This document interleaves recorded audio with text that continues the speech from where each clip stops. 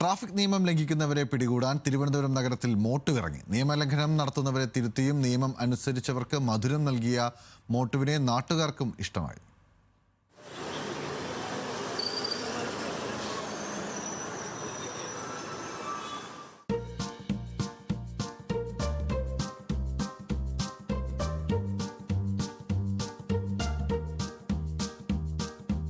തിരുവനന്തപുരം കിഴക്കേക്കോട്ടയിൽ മേൽപ്പാലത്തിന് താഴെ ട്രാഫിക് സിഗ്നലിൽ നിയമലംഘകരെ കാത്ത് മോട്ടുനിന്നു.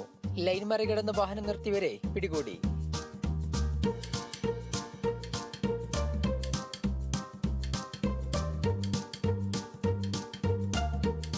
മോട്ടുവിനെ കണ്ട് പലരും വാഹനം കൃത്യമായി നിർത്തിയെങ്കിലും ലൈൻ മറികടന്നും ചിലരെത്തി.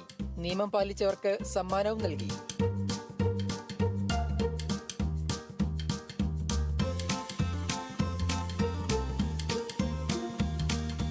മോട്ടോർ വാഹന വകുപ്പിന്റെ ട്രാഫിക് ബോധവൽക്കരണത്തിന്റെ ഭാഗമായാണ് മോട്ടുവിനെ ഇറക്കിയുള്ള പ്രചാരണം. ഇപ്പോൾ മോട്ടു ആദ്യം ശ്രദ്ധിക്കുന്നത് ഈ പെഡസ്ട്രിയൽ ക്രോസിൽ ഇരിക്കുന്ന ജനങ്ങളാണ്, കാൽനട യാത്രക്കാര്.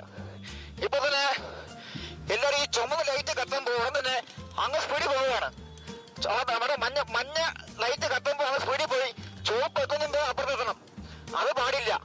നമ്മുടെ ആംബർ ലൈറ്റ് കത്തുന്ന സമയത്ത് നമ്മൾ സ്റ്റോപ്പ് ലൈനിന്റെ മുന്നിൽ പുറകെ വന്ന് നിൽക്കണം.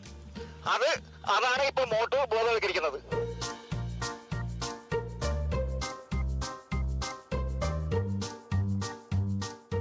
ഒരു മാസത്തോളം തിരുവനന്തപുരം നഗരത്തിന്റെ വിവിധയിടങ്ങളിൽ ട്രാഫിക് നിയമലംഘകരെ പിടികൂടാൻ മോട്ടവുമുണ്ടാകും.